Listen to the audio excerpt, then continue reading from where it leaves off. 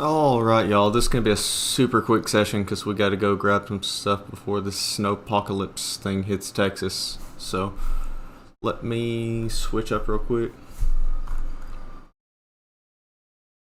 Also, chatting back and forth with Nordic tracking two work chats at the same time. So, let's see how my multitasking skills are today. Real quick, Tesla, what we got going on? Same thing we've been talking about the last 2 days. We broke down from that bullish pennant. We bounced similar to the trend line, actually the confluence level there, retraced and rejected at the trend line for that pennant that we broke down from, as well as the confluence at that 41450 resistance level. So you can see we rejected as soon as we tagged that, and then had that continuation follow through today. Tesla's trying to hold that range, but we'll see what happens, whether it can hold this trend and move higher, which you can see both price targets here. If it can maintain, it should push back over to this level. If it cannot, we're looking at a measured move breakdown to fill the first gap at 345. So going from there, jumping over to NVDA, and then yeah, I'll definitely hit AMD for you, Deesh. Let's see, next thing here, we got NVIDIA, right? So big hard rejection yesterday. It actually got some news in after hours today that Biden is going to be putting a bit more regulations on the AI chip export. So that's going to be a negative impact too. But before that even came into play, NVIDIA was getting rocked a bit today. So if I'm looking at the daily candles, what you can see here, and sorry, I tried to actually put these notes here so that people can reference them, and I'll drop a link separately so that y'all have it. Y'all can actually go to the trading view charts if you want. But ultimately what we're looking for here is, does it hold this uptrend or not? Because we're actually back testing the breakout of this downtrend here, but also NVIDIA's got a couple of things that are looking bearish on the smaller time frame. So as always, kind of looking at this from an unbiased perspective of which direction we can see both ways. Fun fact of the day that several people have already heard: I got banned from the NVIDIA shareholder Facebook group about an hour ago because I shared just a picture of the chart with both reflective directions this thing can go, which is interesting because I'm actually bullish long term on NVIDIA and own shares. But at any rate, this can go either way here. As always, hedge accordingly. I'm not swinging any calls or puts on NVIDIA at the moment, just because the risk to reward doesn't make sense. But that's definitely some levels you want to watch on NVIDIA here. If we do confirm the breakdown here, especially if we go back into that downtrend with this news, which market's closed tomorrow, keep that in mind, everyone. But the measured move here is going to put us around that 130 mark. So we might back test and move down lower. We'll see what happens. Staying in the tune of semiconductors, jumping over to AMD really quick. AMD has been concerning for multiple reasons, and hopefully people tread cautiously, as they should have been already.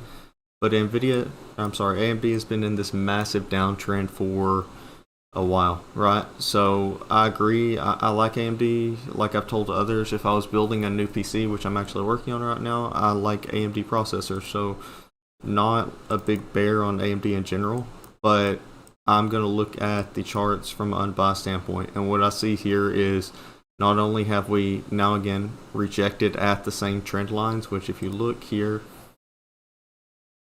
those blue trend lines, that is multiple downtrend lines to be completely and totally,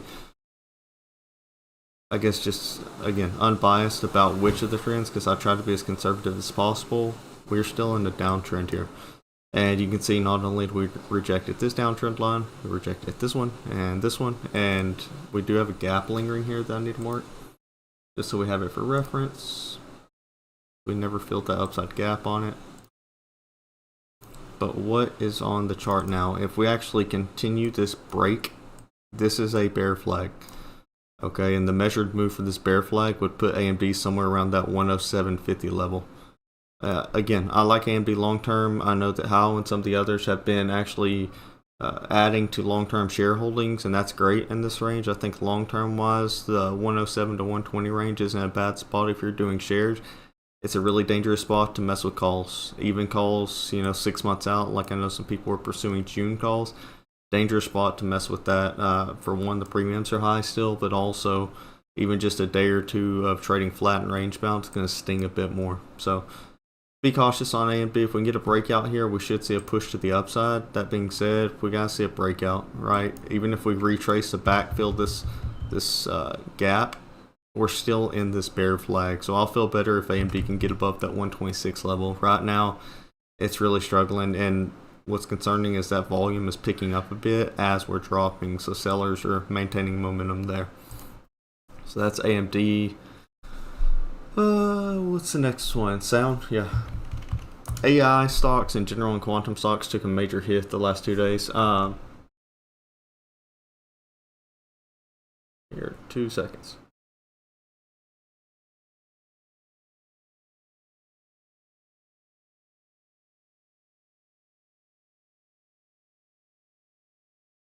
Let's see.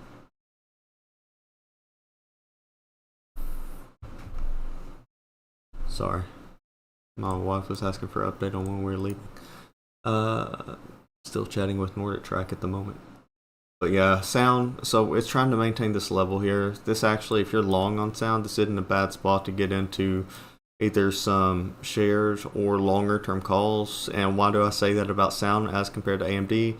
Because the risk exposure and the price per contract is significantly lower with sound as compared to AMD. You're talking about contracts that are $30 to $40 each for several months out, as compared to contracts that are $400, $500 a piece, with much higher theta impact on them on something like the big tech stock. So that's why I'm a bit more comfortable phasing into something like this as compared to the big chip stocks, which there's no reason not to trade other stocks and kind of rotate out. Crypto, I think a lot of that was a sentiment. Let me jump over there real quick because I actually threw up a couple of fresh crypto alerts like 20 minutes ago because I started seeing some movement, and I want to show y'all why that's significant.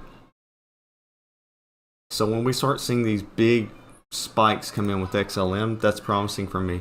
Reason being is when you see that, that's typically money flow coming into exchange wallet so that they can then use that to buy other types of crypto. I personally use XLM whenever I'm transferring from wallet to wallet. So same thing with XRP. You can see XRP and XLM are both moving hot right now. So be on the lookout. I think crypto, like look, you can see ETH's already starting to bounce back. Solana's starting to bounce back. Right now is a great buy opportunity on most of these cryptos. I'll throw up some more alerts just so that y'all have them on the Discords. I'll put in all of them. But then, yeah, most of these look like they're getting for a solid bounce in. So I'm not scared. Like I was saying with Bitcoin, I just wanted to see it maintain the 92K level. And as you can see here on the weekly, we're bouncing off that same range, right? So look, nice big bounce.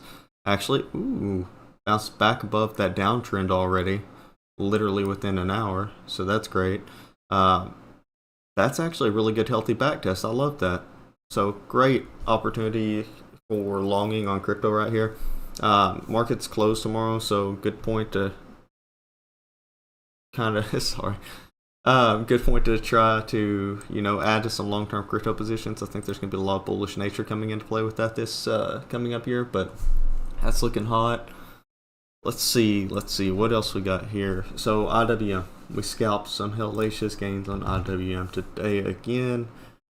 So looking at IWM, it's got a similar thing going on as AMD and some of the others, where unfortunately it has formed quite the bear flag across multiple time frames. I apologize for all of these lines. Again, we were scalping it, so needed to see all the levels for confluence and taking profits. But yeah, IWM actually completed that bear flag breakdown quicker than we anticipated here. The measured move actually overnight was bam, right there what it hit. So I will delete this just so we don't have it in the way for the larger time frame, and then I'll add it back if we scalp it again on Friday. But watching this right now, because if IWM can't break out to the upside, it might play out this bear flag, which would put it back down in that 204 to 210 range. So just keep an eye on it. Again, I'm not overly bearish. I'm just actively not trading like long-term calls or anything on IWM yet. Waiting it out. I think the Fed interest rate decisions are going to significantly impact it. So let's see.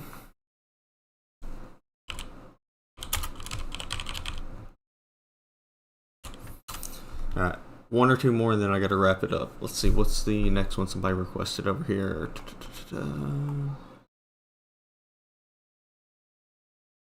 So Palantir, yeah, we'll do Palantir and then we're gonna wrap it for the day. And then if y'all can kick me a list, I'll pull them together tomorrow for y'all and do a stream. Even though the market's closed, I can pull together a larger time frame because I started adding shares and long-term positions on some stuff. So Palantir, yeah, someone asked me earlier today, is it getting to a good point to go long? Again, in my opinion, yeah, we're getting there because we're heading back towards a demand zone here, which is good from the previous breakout that we had. Palantir, I think, is going to be promising in 2025.